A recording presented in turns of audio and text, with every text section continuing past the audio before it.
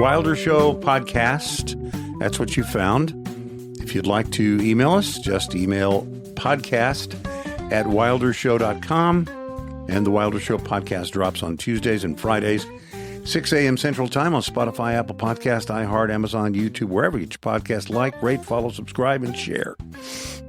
There you go. Don't add anything else to that list. There can be no other ways to deliver a podcast because you don't have enough breath. Yeah, I said too much. To get out even one more. Mm-hmm. I'm Scott, and that's Lauren. Mm-hmm. How you doing there, Lauren? I'm okay. How are you? Okay. Okay. Yeah, I'm okay. You know, I'm all right. Mm-hmm.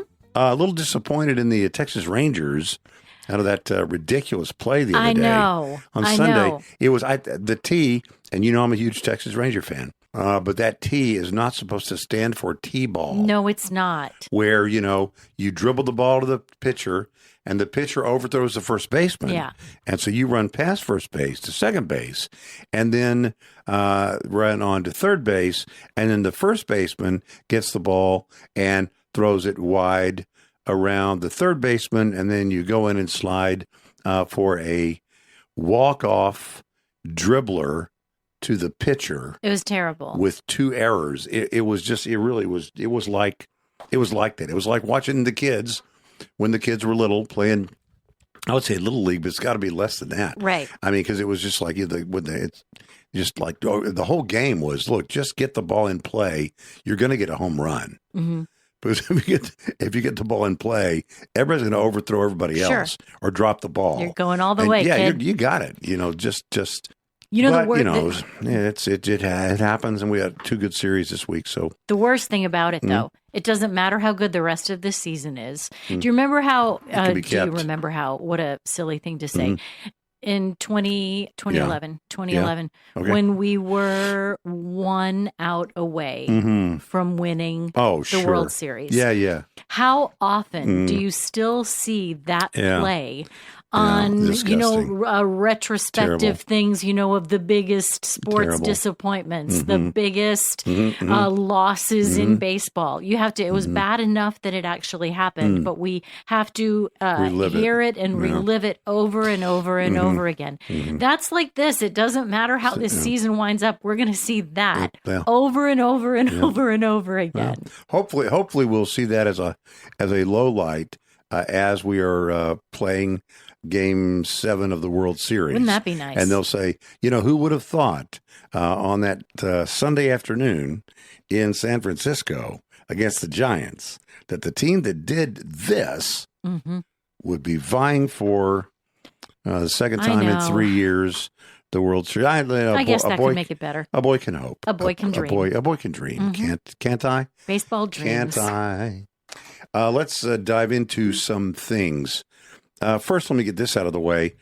Today is the 100th day of Donald Trump as president. Oh, wow. Okay. So it's his 100th day today. And I'm going to tell you is it's not July 20th. No, it's not. And I said, we're going to wait till July 20th. Are things the way they should be? No, they're not. Are you disappointed? Yeah, maybe a little bit. Sure. Some people are. But, it's always easier to be on the other side. Have you ever noticed that? It's always easier to be on the other side.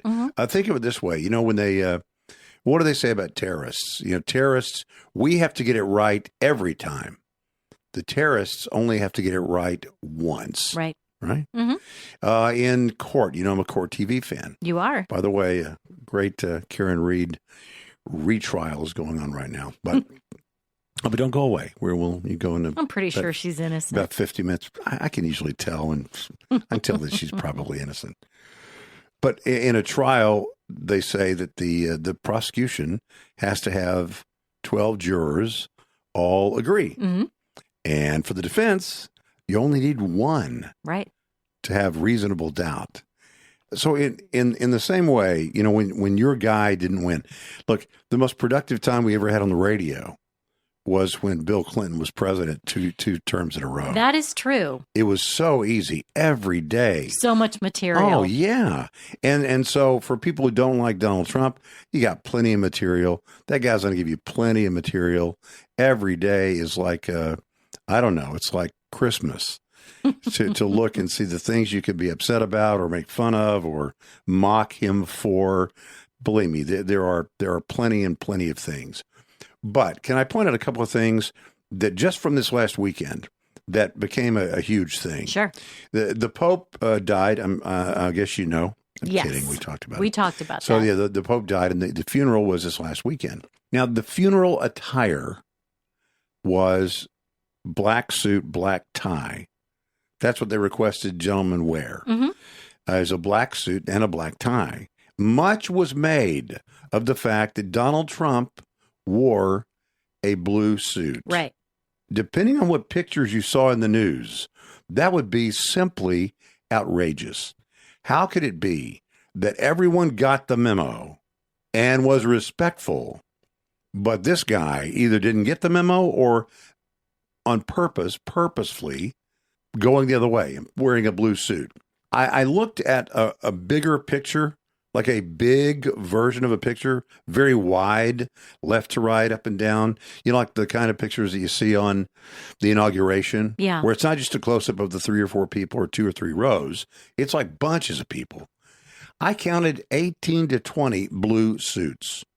Some were darker blue, but I wasn't, if it was, the tie went to that it was black. I mean, I was deferring to it being a black suit, but I saw a picture of probably 70 or 80 people, many of them men, and at least 18 of those wearing blue suits. Yeah. So, well, the thing that I saw said that black is not even a requirement. But there were other men in shades of deep blue, maybe a little more blue than the president's. Right, it might have been lighter dark blue, gray, but it's not like it was a sea of black, and he was the only one in blue. So that's one story from the weekend I wanted to, it's not really a story, but it's how they tell the story is sort of what I was getting at. And the other one is similar to that. It is how they tell the story. You heard that there are 2 women, illegal immigrants, that were deported back to Honduras. Right. With 3 children. Between them, 3 children. And those children are U.S. citizens. Yes. And one of those children is like stage 4 cancer. Ooh. And has been, quote, has been deported with her mother to Honduras. That is the way that story is being reported. Right. Now, just for a second, put a pin in that. And let's say that somehow the mother was deported, but the child was kept in the United States, even for, medical purposes or whatever. Wouldn't the headline read that the child is mother being separated from child, or child is being held hostage from? You can't win. Right. You absolutely cannot win. And here's the deal. That woman was in the country illegally, had a baby. The baby is absolutely a U.S. citizen based on the way things are set up right now, and has the right to stay here. But the mother decides to take the child with her back to Honduras. How is that anyone's fault but the mother's fault? It's not. It's just unbelievable how things are reported as if they are one thing when really it's something completely different. If coming into the country, having a baby, the baby being diagnosed with something, A, B, or whatever, or the big, C, cancer, means that the whole gang gets to stay in the United States, you don't get a free pass. It's just the way it is. Yeah. So I just, a couple of stories about Trump, the blue suit at the funeral. I already told you, he's disappointing a lot of people with the first 100 days, but we're going to wait until July the 20th to sort of reevaluate. But the blue suit, ridiculous reporting on that. And the thing about the Honduran women, the way it was reported, and it's still being reported. I mean, I heard it even today. And the President Trump is, sending this child who's a U.S. citizen back to Honduras, where she or whatever it is cannot get the kind of health care that they need. He's not doing any of that. Not any of it. Just one more thing before scattershoot. Remember during the election, actually post-election, there was a lot of talk about how Democrats didn't really speak the language of the regular person. And we talked about how when you use things like President Trump poses an existential threat to democracy. People go, what? It's like, dude, I'm just trying to pay my rent, go on vacation at some point. I want to get a car if I can. Well, give me a second. Let me look that up. Yeah. Existential. By the time I look it up, I'm out. Well, let me tell you how they've learned their lesson, the Democrats. I know I've been accused of saying they still don't get it. So I want to be fair. Because they're doing something. You think they get it now? Well, let me give you. You can be the judge. Okay. AOC. Alexandra Ocasio-Cortez. And then I said woman, girl, so woman. Yeah. Female. Not to be binary. And then Bernie Sanders, who is older and has gray hair. He's independent, but he always caucuses votes with the Democrats. So basically, he's liberal, of course, or even progressive, I'd say. So they have had this tour. I don't know if you've seen this. I've seen a little. Yeah. Okay. Can I say this again? Pretty good crowds. Oh, yeah. Pretty good crowds for their side. For that side, pretty good crowds. But did you notice what they are calling that tour? Tell me. I think I have seen it, but I don't remember. You could tell me if they remember during the election, it was, poses an existential threat to democracy. So in learning their lesson now to try and regroup. Yeah. The name of that tour is Fighting Oligarchy Tour. Well, so it's kind of a big word. Who has learned their lesson? Fighting Oligarchy. Thank you for joining us for the Fighting Oligarchy Tour. Do you think a lot of people came just to find out what oligarchy means, maybe? We all studied oligarchies in school. We know what they are. We know they're not good. Right. We know they're wrong. But you don't go out and have the Fighting Oligarchy Tour.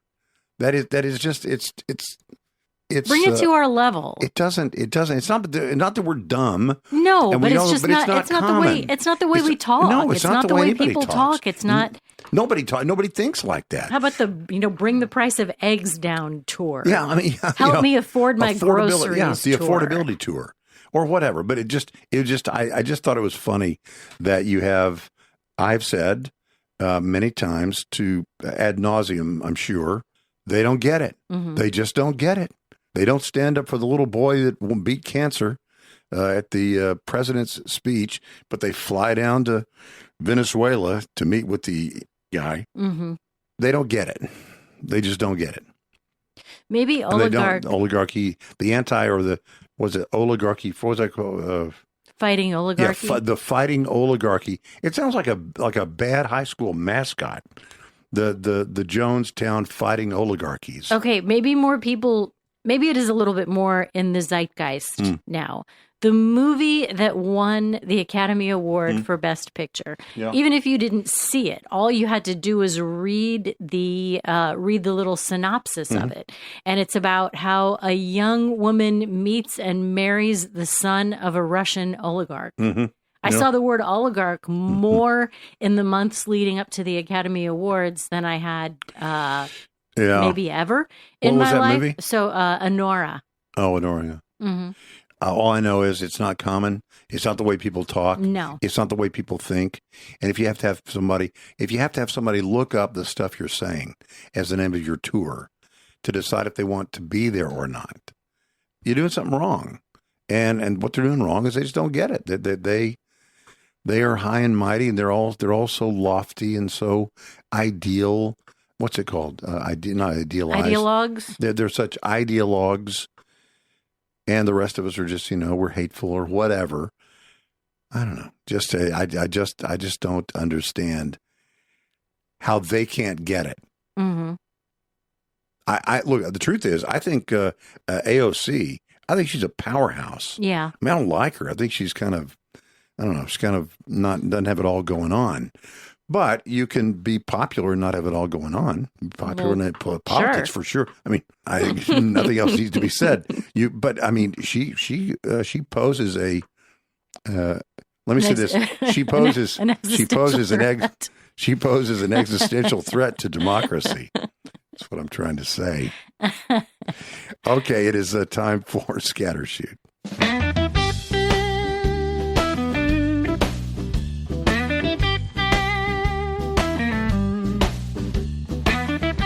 It's the Wilder Show Scattershoot.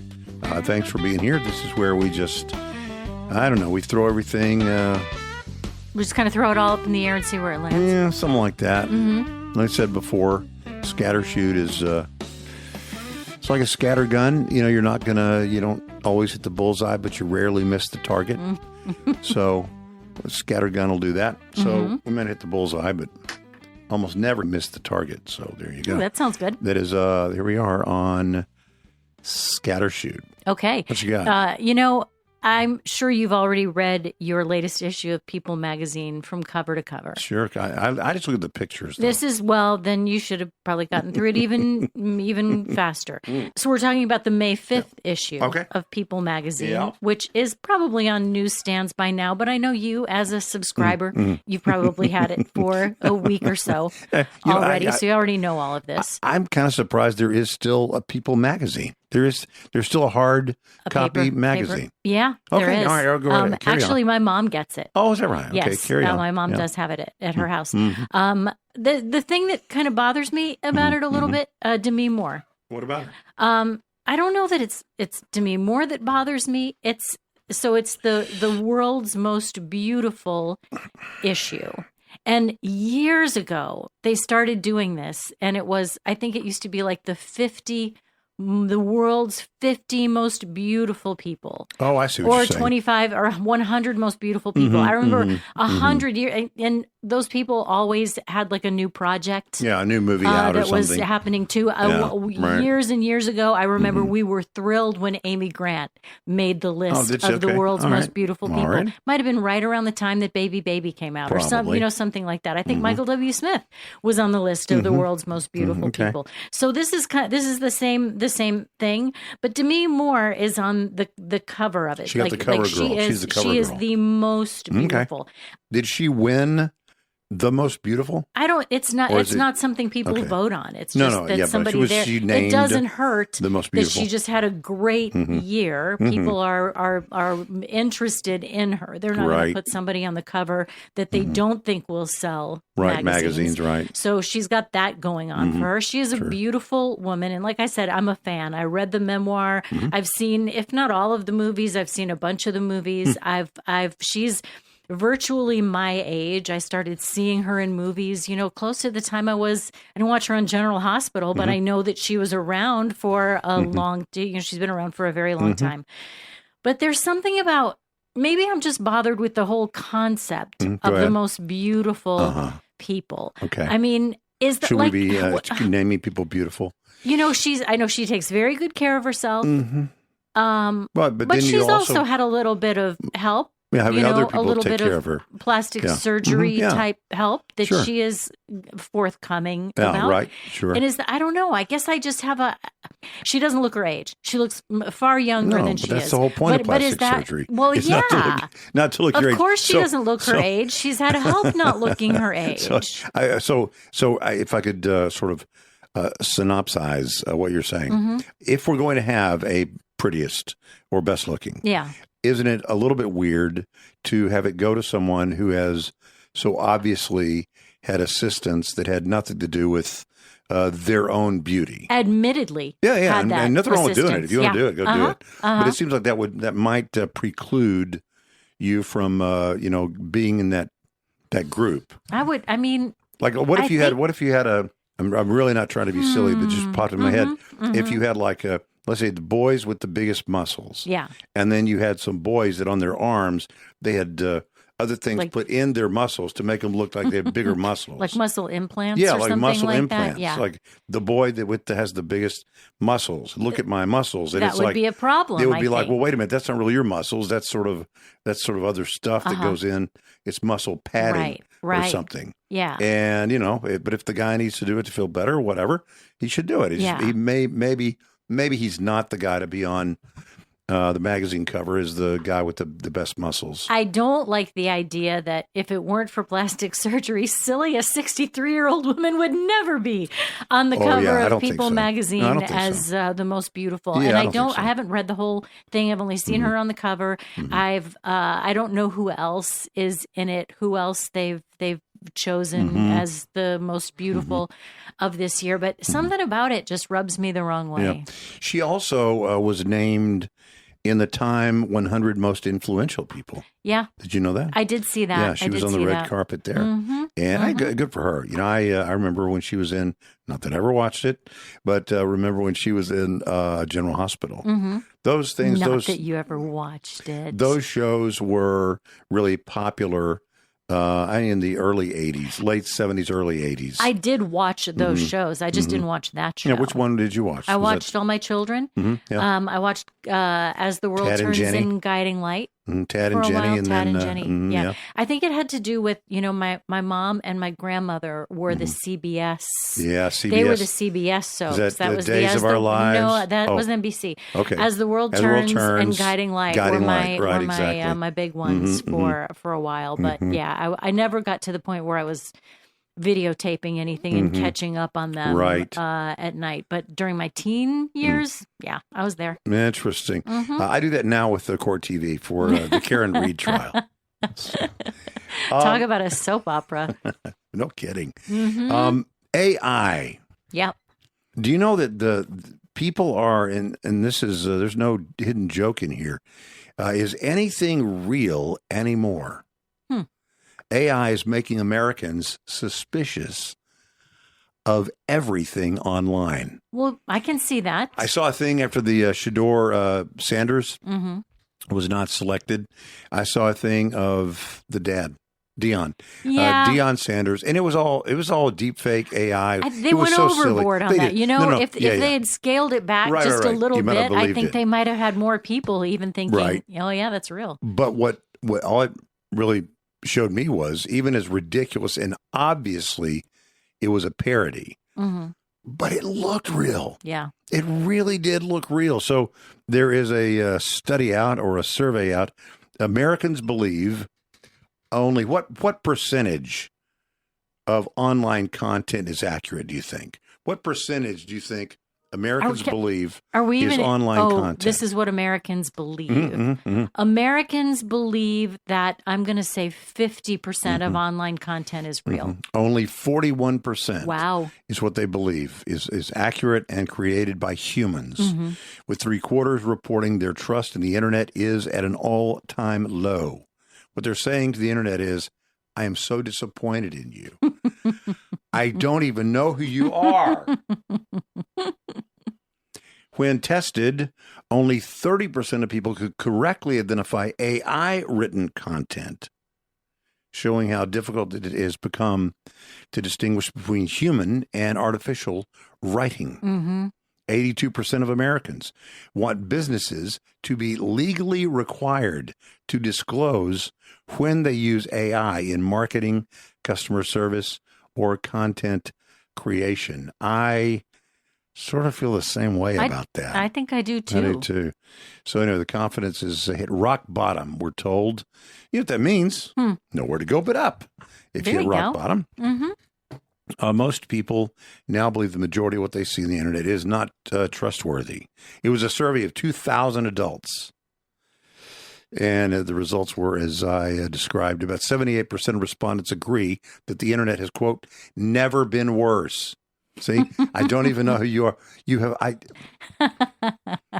When it comes to differentiating between what's real and what's artificial, this skepticism has grown as AI-generated material becomes increasingly prevalent. So there you go. That's the deal. And I think it's probably true. Social media posts are ones that people think are the most fake.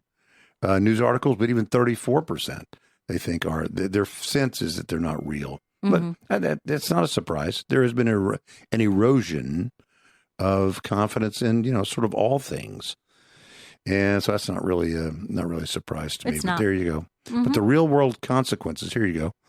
This erosion of trust affects how consumers behave online. 80% of Americans rely on reviews when choosing businesses to support. I do that. Do you do that? I certainly take them into consideration. Yeah. Well, what if it's written by an AI guy or person? But wouldn't, I mean, I'm having a hard time wrapping my brain around that because I guess anybody could write fake reviews on behalf of their own business, set up fake profiles and write fake reviews. That's true. I guess, I mean, it doesn't bother me as much maybe if somebody had a favorable experience and asked AI to summarize that experience. Spelling. That doesn't bother me that much. Consumers reported being less likely to patronize companies using bot-written reviews, AI consumer service representatives. Boy, I agree with that. AI-generated images. Well, there are all kinds of weird and creepy things going on out there. Stay home, kids. By kids, I mean like everybody, like all y'all. Everybody just hunkered down. Maybe it will all pass. I don't know. Yes, I'm going to pass. Confidence has been eroded.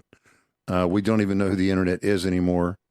I thought is anything. We've spent so much time together. That's the truth. I thought I knew you. How could I have spent so much time with you and I don't even know who you are?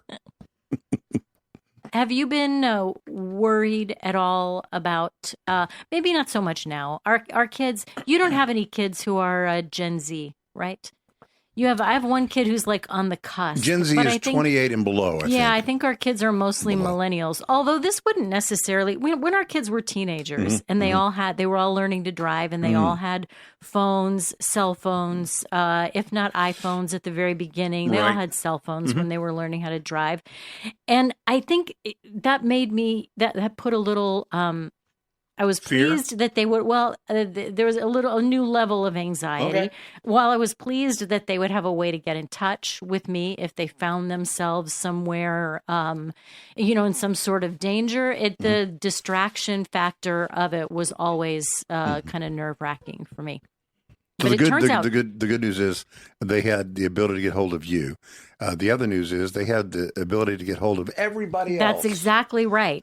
That's exactly right. So whereas before you might have one or two friends in the car, now you had all of your friends in the car. But what that has turned into for this next generation of drivers, the Gen Z now, they have learned to adapt to that level of distraction. And also, all of these tools that are available to them now on smartphones, they're using those in a way that the rest of us are not necessarily using. Hands-free technology to talk on the phone. Or like mapping? Mapping. Okay, got it. The GPS to know where you're going. So many of those of us who are older are not using that to the extent that we could, and it makes us not, you may be more distracted. If you're still somebody... And don't laugh about this. I know people are doing. If you're still writing directions down on a napkin or on a piece of paper and you're trying to follow that, I mean, there are easier ways to get this done, even if you're not somebody who has an Apple CarPlay. By the way, my car, 200,000 miles over the weekend. Oh, congratulations. Hey. Thank you very much. Yay. Thank you very much. Yay. But there are some things that, this is one thing that I thought of when I was first looking at this. My kids who have rear view cameras in their cars, I don't have that. They've had it, one of them really since probably a year after she started driving. She got that. My son a couple of years after he started driving. But they are able to use that camera and swing into parking places, backing in with a level of dexterity that I cannot even imagine. And I think of that. I mean, it helps. It helps them. It's a valuable tool. It helps them get into parking places quickly, safely. I think that's a kind of good example of this thing that we're talking about. I don't believe there's any one way. Like even when you look behind you or look around the left shoulder or the right shoulder, you put your arm on and then kind of crank around and look. There's always backing up is a nervous thing. Backing into parking places is a nervous thing. There are too many things. People open doors, close doors. Some kid scurries out. Sometimes that confidence though leads to trouble because I'm so confident. I that never happens. I always or whatever, and you zip, and you're back in the parking place, which is fine, maybe until it isn't, and then I say everybody real slow. Everybody. Yeah. Well, yeah, I didn't mean they, do it faster than safety allows. But I mean, you have to admit, having a camera there is better helpful. Than anything you're ever going to be able to see by looking over your shoulder. I don't. You're right about a false sense of security. Any of these things that lead to a false sense of security, certainly not, what I'm talking about. But that kind of leads me to something else, to another thing that Gen Z has going for them. If you ask them if they think they're the best drivers, they say no. 50% of them do not believe that their generation is the best driver. And what this study says is that means that they have a healthy dose of self-awareness. I like that. They're not overconfident. Yeah, that's good. There were a couple of things here that I thought that were kind of fun. Despite this tech-savvy approach they have to driving, Gen Z still engages in some traditional dangerous behaviors at some concerning rates. Like what? 54% of them ate while driving. Oh, yeah. Compared to only 32% of boomers. How about your makeup stuff? That's not even in here. I used to put on makeup while I drove all the time. Yeah, don't do that. All the time. Is it okay you can still drive with steer with your thigh? Is that still a good idea? Only if you need both of your hands for the utensils. For utensils or for the Big Mac? You know why I can't put makeup on while I'm driving anymore? No, it's not because I'm so careful. It's because I can't see in the mirror. No, nobody should do that. It's not a good idea. I know. Just arrive. Write this down, Lauren. Arrive alive. Okay, that's what I like to say. 32% drove while tired versus only 15% of boomers. A bunch of times. 15% had heated arguments with passengers. Doesn't say how many boomers did that. Here's another one. 13% allowed pets to sit on their laps while driving. Now that is probably a younger. That's a younger thing, I think. I see that a lot. I think that's a younger thing. Oh, my. I hesitate to even mention this. Go get another 100 years ago. Go. No, this is my grandfather had let me sit in his lap and drive. Well, my pulled dad up did. to my family's house. I thought my mom was going to die. Yeah. Yes. My dad did. We used to do it. Yeah. Yeah, it was I did it once. In fact, we did we did the thing in the old cars, before seat belts and all that. All those freedom restricting activities. We had, I remember as a kid, we had a station wagon, had a powder blue Ford station wagon. And the back seat would, fold down. So it makes it like a little bed, sort of. And we would sometimes put those down, put the seats down, then we would put sleeping bags down. So we're driving down the road at, 50, 60 miles an hour. If my dad had to hit the brakes, our heads would be crushed into the back. I know. The back of their seats. We're lucky to be alive. I remember in a sedan one time, this is really crazy. I think I slept in the back window like a cat while the car was moving, which is just nuts. But it just, I don't know. I don't think we were dumber then. We just, I don't know.